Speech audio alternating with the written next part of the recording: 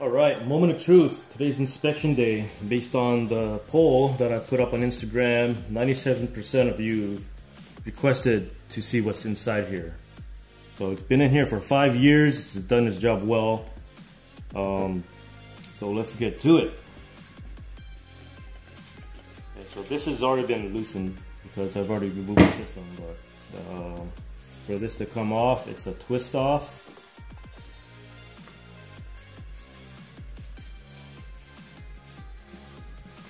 That's Moroso. So you usually come with a drain petcock here that you can remove. So here's the dirty side. There's a divided wall here. I'll probably take it off in a little bit, but there's a dense media mesh that's divided here between the dirty and the supposedly clean side. We'll see.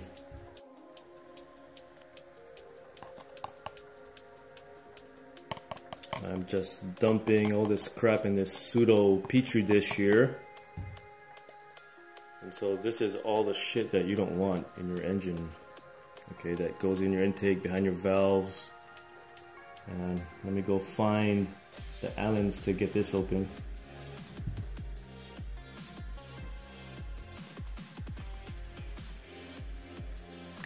And there's a second one. So 2 Allen screws. They're 3/32 in size for this Allen wrench. Okay, we take off the plate. This and the dense media mesh. I don't think I'll be able to get it out. I don't want to take it off, but you can see it inside right here. So dirty side going in, and the cleaning side. But surprisingly, nothing went through here. I mean, as dirty as it looks, so I guess it does a good job of scrubbing all that oil out of the air. We dump some more of this goop here. Let me give you a little motivation. Look at that. Okay, so that's the Moroso AOS. There's no yellowing in there. It smells like oil. Probably some condensation too for those short trips. The big one is here, the Perrin AOS. So I'm guessing everything should be down here.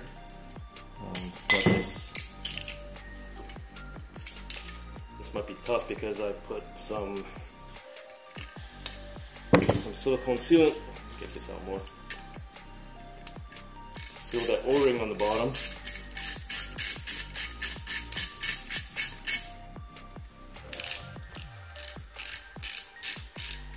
So this is the 1 Allen screw that holds the plate. And you can see some oil already. Yeah, this is going to be tough. Go this way. Okay. You can get that out. It's really tight in there. Try again. Oh, fuck. You see that? Okay, so here's the bottom plate, or the frisbee. And here's all that junk that accumulated on the bottom. There's no sludging, no yellow goop. However, it did end up in the drain lines after this. So because the lines aren't heated, of course you're going to get some of that yellowing. Here's the inside. This is to be expected, right? Over 5 years. So there's no yellow goop in there. And you can see there's 1, 2, and then inside here there's a 3rd baffle. Okay, so it does a good job of scrubbing as well. Minus this side because the vacuum is stronger, as I've mentioned numerous times. So going by what I see, this can actually be cleaned and reused. I have spare O-rings for the Perrin base plate, and if I were to put this back, I would install a diagonal plate on the dirty side coming this way to slow it down more before going on the clean side. Now, I've been told by someone that their catch can or AOS system has nothing in it, that it's spot free, squeaky clean. but that's bullshit because every car has blow-by, and more so on turbocharged engines.